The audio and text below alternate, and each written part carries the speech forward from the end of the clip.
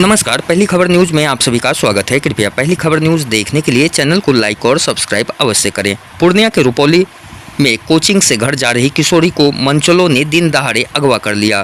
किशोरी को एक कमरे में बंद कर उसके साथ जबरदस्ती शुरू कर दी। किशोरी के चिल्लाने पर आसपास के लोग इकट्ठा हुए, जिसके बाद मनचले वहां से भाग निकले, लेकिन एक को लोगों ने पकड़कर पुलिस के हवाले कर दिया। वहीं अन्य मनचलों के द्वारा थाना के एएसआई और सरपंच के मोबाइल से कॉल करवाकर पीड़िता और उसके परिवार वालों को केस उठाने की धमकी दी जा रही है। धमकियों से परेशान पीड़िता अपनी मां और परिवार वालों के साथ न्याय की गुहार लगाने पूर्णिया सांसद पप्पू यादव के पास पहुंची। वहीं सांसद ने बताया कि पीड़ित और उनके परिजन अपनी शिकायत लेकर उनके पास पहुंचे थे। मनचलों ने कोचिंग से आ रही लड़की को उठा लिया था। पुलिस में शिकायत करने पर इंद्रजीत नाम का आरोपी युवक रुपौली थाना के आईओ और सरपंच के फोन से उनके ऊपर दबाव बनाने की कोशिश कर रहे थे। इस संबंध में संबंधित अधिकारी को कॉल कर तुरंत आरोपी को हिरासत में लेने को कहा गया। हर परिस्थिति में परिवार वालों के साथ न्याय दिलाकर मैं रहूँगा। जो मीडिया ट्रायल होता है, नेता लोग उसके लिए बाप उसी पर फोकस हो। गोपालगंज में एक मासूम बच्ची का बलात्कार करके मार दिया गया। परसों खगड़िया में मार दिया गया। थाना की भी स्थिति वही है। यदि मैं एक तरफ जमीन बालू शराब गुंडा को देखूं, स्मैक के गुंडा को, और दूसरी तरफ लुटेरे नेता वाले गुंडा को, मैं हमेशा कहता हूं नाक पर भरोसा करना, लेकिन नेता पर भरोसा मत करना। अब यहाँ 12 साल की बच्ची ट्यूशन पढ़ के जा रही थी, एक साफ परिवार बच्ची। ये मीडिया ट्रायल नहीं है। अब दबंग लोग एक पकड़ाया, एक भागा हुआ, और वो भी एएसआई के फोन से धमकी दिलवा रहा है, कभी किसी फोन से, एएसआई के फोन। रात में ही उनकी माँ, मामा, भाई सब लोग आए। अब बताइए, उसका माँ जहर खा रही थी, रात भर उसके परिवार, चाचा मामा सब रोए हैं। अब ये न्याय कौन दे? लोग कहते हैं उड़ने की घटना रेयर एंड रेयर, सिस्टम के कारण वो बच्ची नहीं बची। लगातार आधा दर्जन बलात्कार की घटना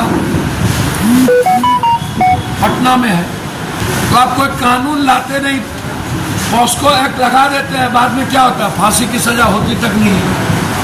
अब फांसी का प्रावधान लाइए बलात्कार के केस में, तो न्याय कब मिलेगा? जो नेता लोग यह बोलते हैं कि एक बार नहीं कई बार गुनाह करूंगा पीड़ित को बचाने के लिए, भैया ये गुनाह कई बार करना है। कुछ मंत्री लोग न्याय के लिए कहीं कहीं जा रहे हैं। मैं चैलेंज करता हूं सभी नेताओं को कि विशेष सत्र बुलाइए और कानून बनाइए बलात्कारियों के खिलाफ हैंग करने का। और चैलेंज करता हूं विपक्ष को, परसों तक आप गायब कहां थे?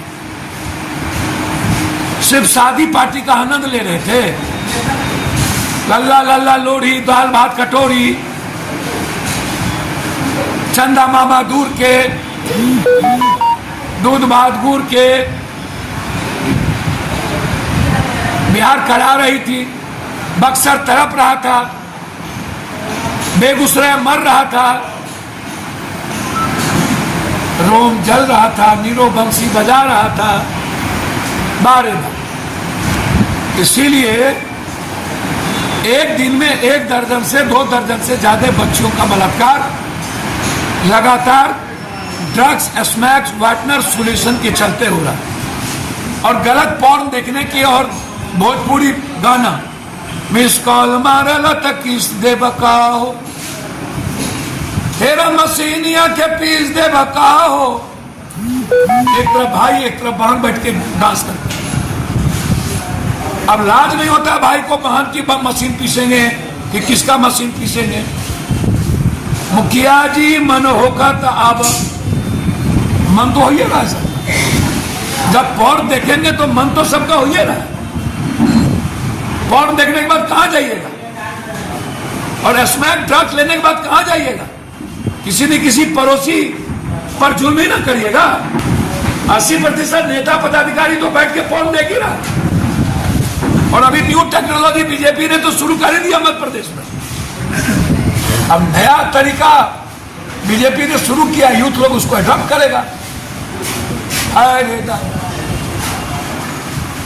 तो इसीलिए कोई मतलब है, पहले इन लोगों को फांसी दीजिए। बीजेपी वाला जो कमर में हाथ ले जाकर के ऑफिस ले जा रहा, फांसी दीजिए पहले। ये जो मध्य प्रदेश में नेता किया उसको फांसी दीजिए। उसकी भी प्रूफ की जरूरत है क्या? उड़ाइए, फांसी दीजिए। इसीलिए घटना बहुत विभत्स है और नेताओं की गंदी आदत बन गई है कि जिसको मीडिया ट्रायल होता है या जिससे बेनिफिट राजनीति में पहुंचेगा या चुनाव के समय है तो छुछुआल फोड़ेगा। इसलिए अभी इस बच्ची को मैंने आपको दिखाया कि रात में उसकी मां यहां जहर खा रही थी, तो कराओ ना नहीं। मिट्टा के मंडल परिवार को करो, गोपालगंज के परिवार को करो, बेगूसराय के परिवार को करो।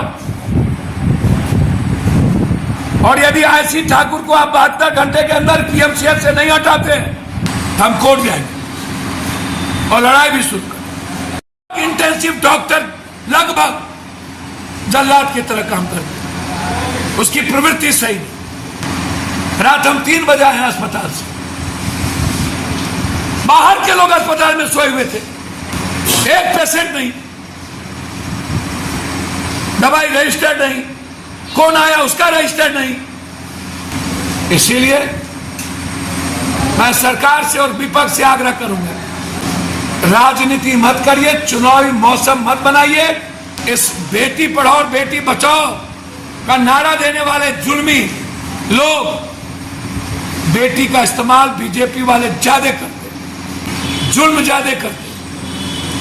अपने नेताओं से सेंगर हो, होम मिनिस्टर पूर्व हो, बचाइए।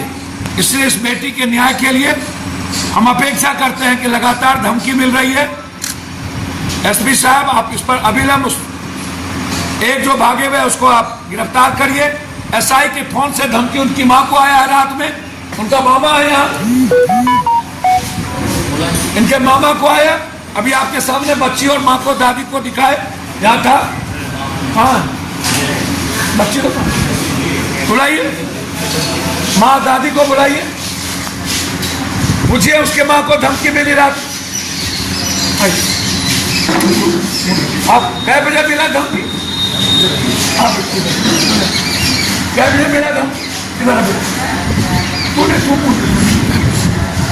कै बजे मिला? कितने बजे बेटा? कहाँ है मामा? कहाँ दादी?